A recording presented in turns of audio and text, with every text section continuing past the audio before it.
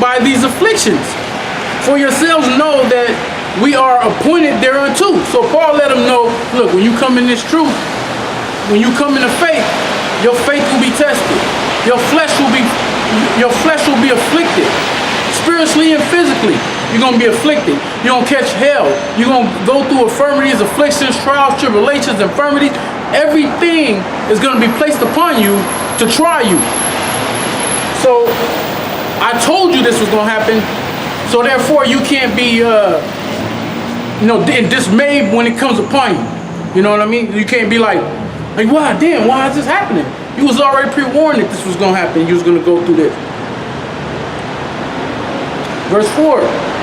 It's for verily when we were with you, we told you before that we should suffer tribulation, even as it come to pass, and ye know. So you already knew. We told you you're going to suffer tribulations. Don't get weak in the flesh. Don't succumb to the flesh, but stay in the spirit. Continue to pray. Continue to fast. Continue to put forth your hands to the work of the Most High, so therefore you can be strengthened by the Most High.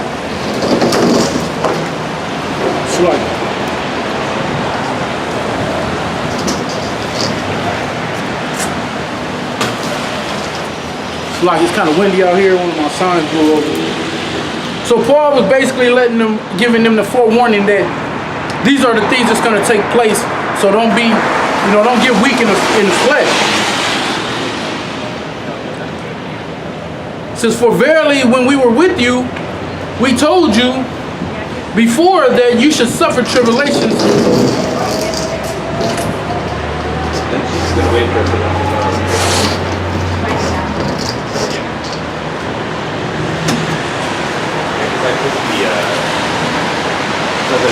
Salachya, bear with me. Put the reservation for that.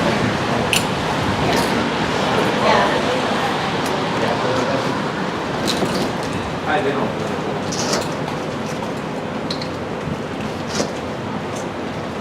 Salachya, bear with me. The sign keep blowing over. Satan at work, man. Satan being a demon right now. Blowing my signs over. Hello, sir. What's going on? Hey, just let you know, I've gotten calls of complaints about you, I guess, preaching. Yeah, I'm teaching the Bible. Oh, okay. Well, I just gotta let you know, this area is private property. I'm on the sidewalk. I get that, but you are in front of this building. I know, I have a right to be on the sidewalk though, and this business not even open. This is a vacant, you see this right here? Yeah, I know it's vacant, but it's still home. But it's not in business. See, these doors aren't open. You see the sign right there? They're not in business. I get that. And even if they were in business, I do have the right to be right here. This is a public sidewalk. Yeah, I get that, but you're getting complaints. Now I just have to ask you. Nobody has even came up. No, the residents. Oh. What residents? Residents. Across the street? Not even on that side of the street, man. Yeah, I know, but still, it's just complaints. Okay. I mean, you probably will get complaints. People don't like when people are exercising their First Amendment rights, but the point is... Yeah, I get you. All I'm saying is this, my man, I'm not trying to make your job difficult or whatnot, but I do have the right to the sidewalk. I'm not impeding anybody's progress, flow of walking. If this business was open, by law, I couldn't be in front of the doors because I would be impeding the progress of their business. Them getting consumers coming in and out. But I picked this spot, I could be right across the street at all those businesses that are open. But I picked this spot because I knew this business wasn't open. Yeah. It's not gonna be open, it's vacant. And so that's why I came right here. And to be honest with you, I'm not out here all night. I'm just trying to get my message across, do what I'm doing. I'm not bothering nobody. People are walking back and forth. I actually got a handshake. So really, if they're complaining, like that lady right there, out there, she's probably the one that called you and complained, but I haven't done anything against the law. I get you. I get what you're trying to say. I get what you mean. She probably just doesn't like, maybe she heard something she doesn't like. It's coming out the Bible, and that could be offensive. But either way it goes, I haven't done anything to her. If she doesn't want to hear it, she could easily close her door. Okay, I get you. But the thing is, I still have to ask you. I get what you're saying. Like this business or whatever it is, this vacant building isn't open, but it is still private property to someone. Yeah, but I'm not in the private property. I'm not in the business. I'm on the sidewalk, which is public property. what you can do is let her know that the guy is on public property, so therefore he has the First Amendment rights, and there's nothing we can do about it. There's really nothing we can do about it. I'm just being honest. Now, if a police officer came out here, and that'd be a different story. He'd probably be able to let you know that he's not doing nothing wrong. He's exercising his First Amendment rights. Just like she can exercise her First Amendment rights and call you and complain, I have the right to be here too.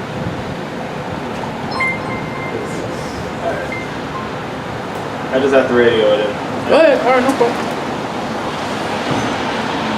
So back in the scriptures, Satan at work, some lady across the street calling, complaining, but the guy that works, I don't know what he does, but the safety ambassador program was calling in, telling me that she complained or whatever, but I'm on the public sidewalk, so back into the scriptures.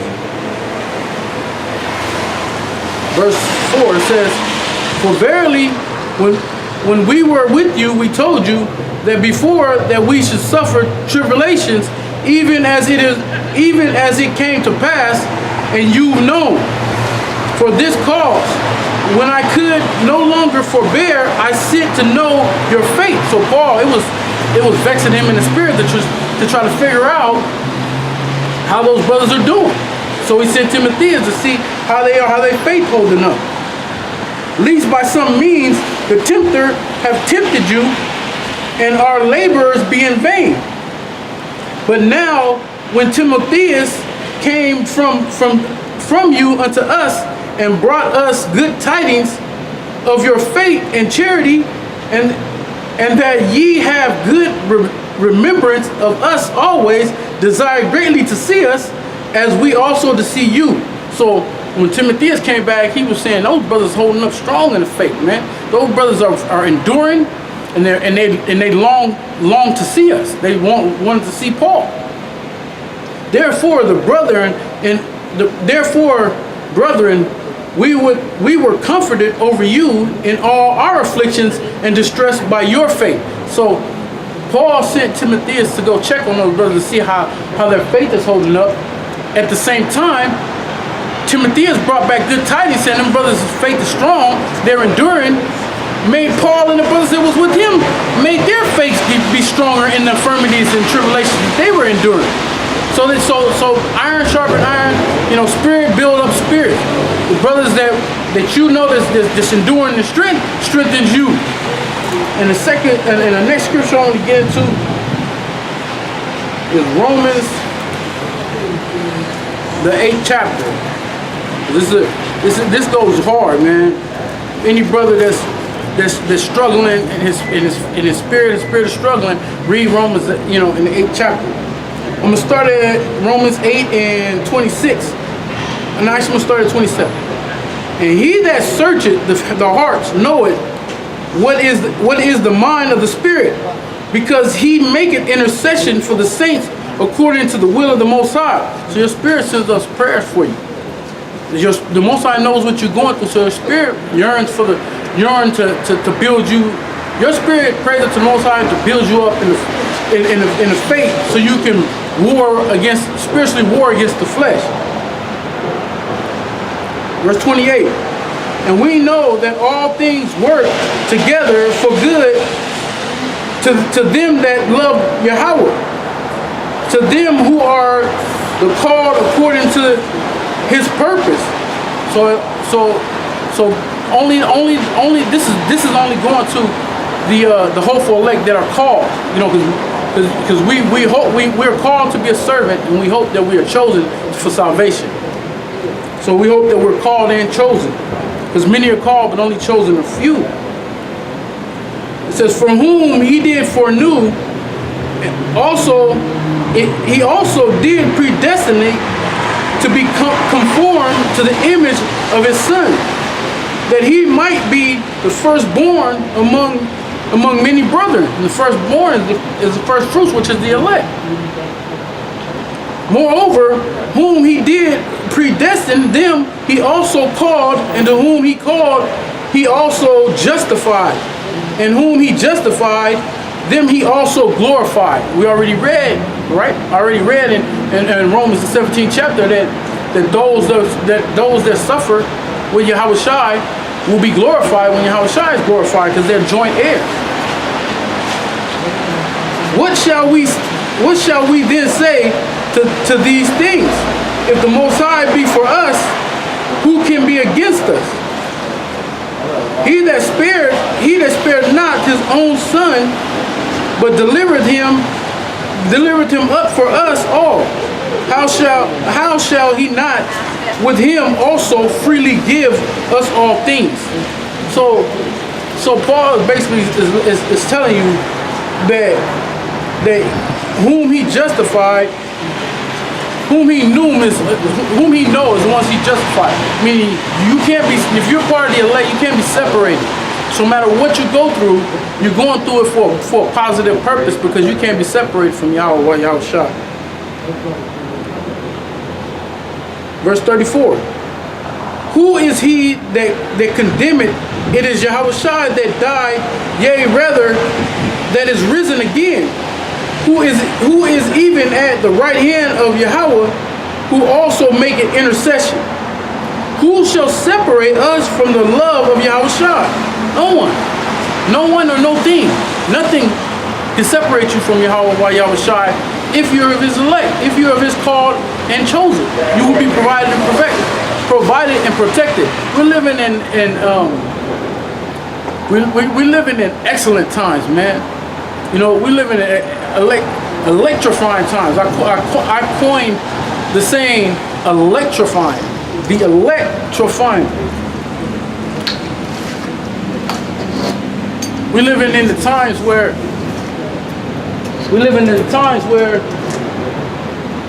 the Most High is going to show who his elect is. Everything that's going on through the earth, these men will be protected. Lord willing, I'm one of those. And the rest of the brothers that are out there that's dedicated their lives in fullness to this are Lord willing, you know what I'm saying, we are that number.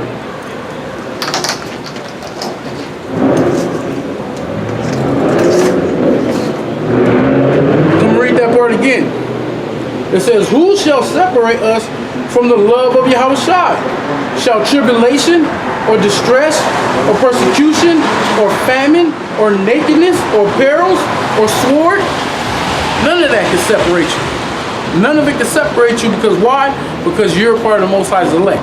So therefore, you have a covering over you, a hedge of protection, to protect you from being overthrown, and to provide for you so you may continue to endure. As it is written, for thy sake we are killed all the day long. So everything you go through is like you're being killed, like you're being persecuted. Fighting for everyone. You know what I'm saying? Everything that you go through, we are killed all the day long. Why? Because we suffer these infirmities. We suffer afflictions and trials and tests all the day long. It says, as it is written, for thy sake we are killed all the day long. We are counted as sheep for the slaughter. Nay, in all these things, we are more than conquerors through him that loved us. So we're more than conquerors. That's why the hopeful elect continues to conquer everything that Satan puts in front of them, and continue to conquer the tribulation, the trials, afflictions, all the things that we go through. And brothers suffer, you're suffering it for a greater purpose, and you will conquer it. You have to have that faith that you will endure, and you will overcome and conquer everything that comes your way. Because the scriptures say that the hopeful elect, the elect, will not take part in the second death. Yahweh Shai conquered death. So therefore, we have that hope that we're the elect, that we may do the same. That tribulations won't be your downfall, right? You know what I'm saying? Everything you go through, you're going to continue to endure because you've been appointed to endure that, because you've been counted for salvation. And now we're going to flip the script. We're going to go into prophecies, because there's got to be something that you're suffering. That you're suffering for a purpose, and why? So let's get into that.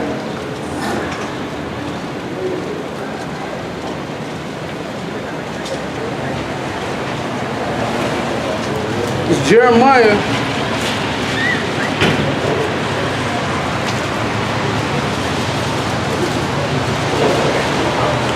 This is Jeremiah 51 and 1. It says, thus said the Lord, behold, I will raise up against Babylon and against them that dwell in the midst of them that rise up against me a destroying wind. What is that destroying wind? That destroying wind is the nuclear missiles that are coming from the other nations. Can I help you? Yeah, I just didn't want to interrupt. So I just got calls that were complaints. Yeah, he already went through that with me. Yeah, I was just asking. But just because somebody complaining don't mean you get to kick me out of here. Are you a police officer? Are you a peace officer? So no, we're just downtown security. We're ambassadors, and we're not so much as kicking you out. We're just asking if you can move along, just so you don't disturb the residents who live above. That's going to be the situation throughout the whole downtown. Right. You understand that, right? So let's say I did do that and moved along. You can get a call from wherever I move along to from somebody over there, right? And you'll be right back at me, right? Right back where I'm at, down that way. If we get complaints, we have to. Right. We have to go to them, yeah. Okay, so what happens with the people that yell stuff out at me while I'm out here? When people make hand gestures and stuff at me, people ride by saying stuff. So my complaints don't matter? Well, the point of the matter is, the person that's doing that to me got the right to do that to me because they got the First Amendment rights just as well as I do to yell out and obscene things at me. Because they don't like that's the reason why, that might be somebody who don't believe in the Bible, whoever you're getting your complaints from, they don't believe in the Bible and they don't like the fact that I'm reading out of the Bible right here on the street. So they call and complain with you to get you to push me out of here. But, I do have the right to be here. Okay, well... And I have the right to be right. This place ain't even open. This place is this whole... right there to the beginning of that building to the end of the building, it's not even open or being occupied. I understand that, but I was getting calls from the residents, not the people who own this. I know, but that's what he said when he first came up. Yeah. That this private property in front of it. But I'm on the sidewalk. Yeah. This is public property. Yeah. So to be honest with you, my man, I'm not trying to be rude or nothing. But if you was a police officer, wouldn't know my rights and probably wouldn't say this to me, what you're saying to me. But if you're a police officer, then I would pack up and I'd move. But you're not. You're not a police officer. Right. And a police officer is sworn to protect the law, and the law says that I could be here. As long as the Constitution is there and everybody else have free speech, I should have it too. So I'm sorry to say, I'm not gonna move. Okay. Well, I'm not trying to be difficult, no. But I'm not gonna just run off because one lady that came out on the balcony, which we both know, we know who made the complaint. Just because that person files a complaint or calls you and complain because they got your phone number as your security for them, I don't have to move along because of that. There's a reason why I come right here. Okay, well, I'm just kindly asking just to tone it down a bit then, just so, they're in their homes, they just want to relax. Yeah, they close their door. Some close their sliding glass. Okay.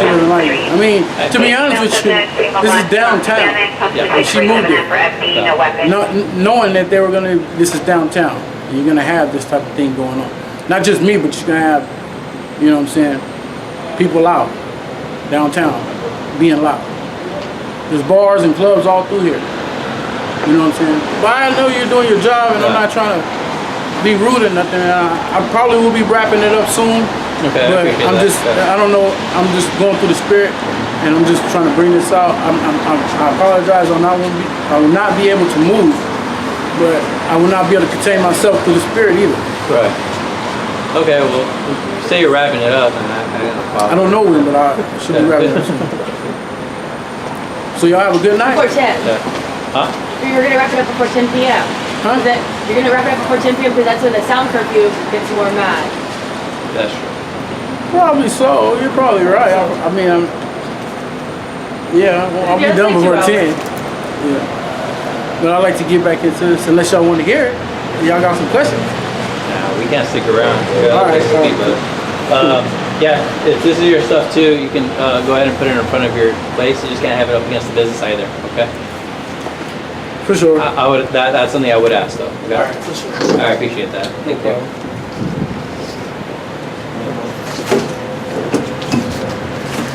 Alright, so back in Jeremiah 51, and 1. It says, "Thus saith the Lord, Behold, I will raise up against Babylon," which Babylon is America, "and against them that dwell therein in the midst of them that rise up against me, a destroying wind."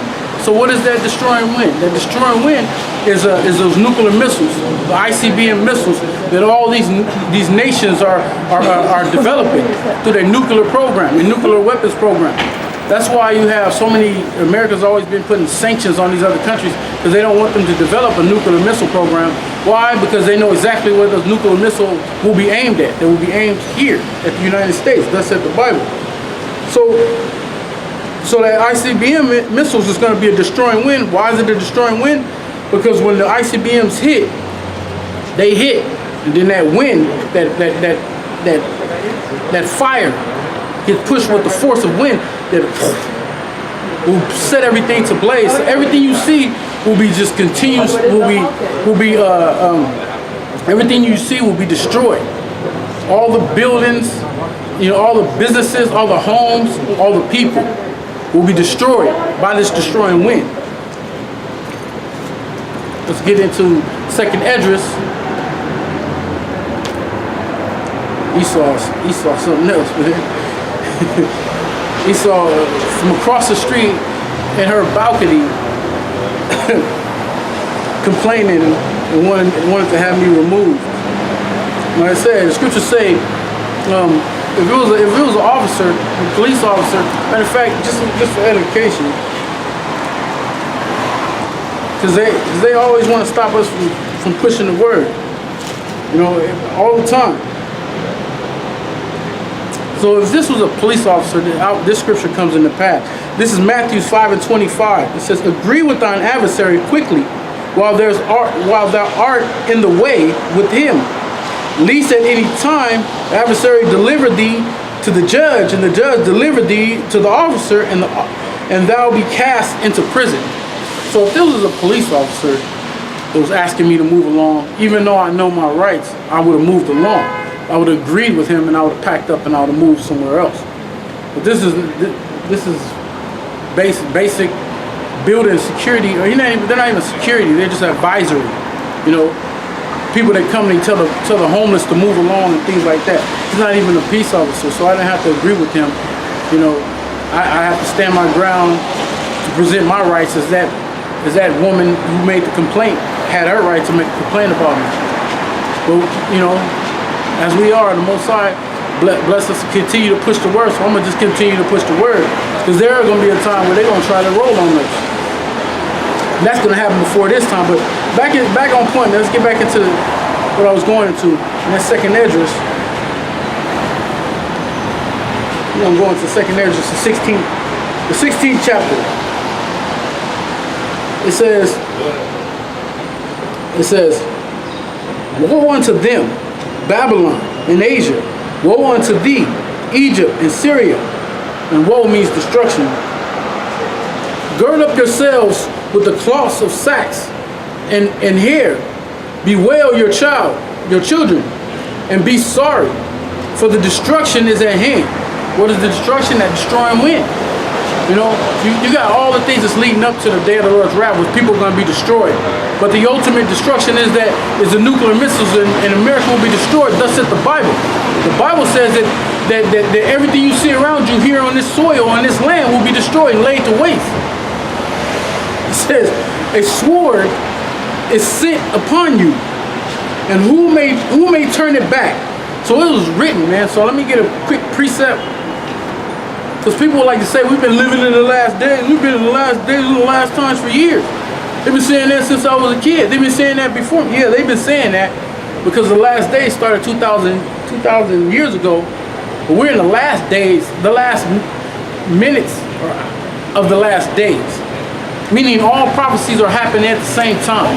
You may have had some prophecies happen, so people say, oh, we've been living in these times. And no, there have been certain prophecies that have been taking place.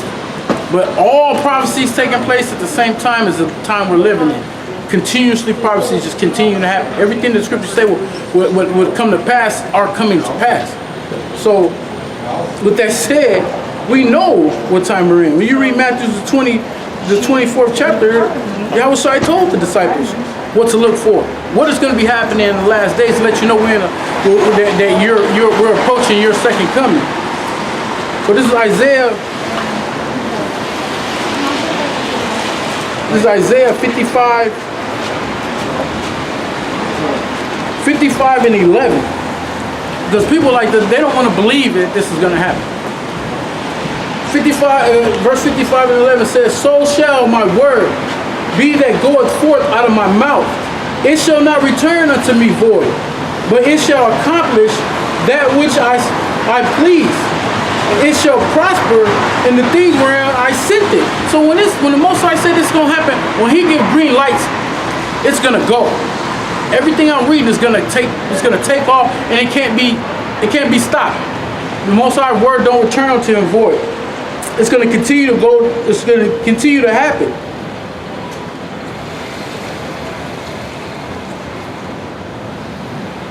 So if you don't believe that, then you don't believe that. Let me get another quick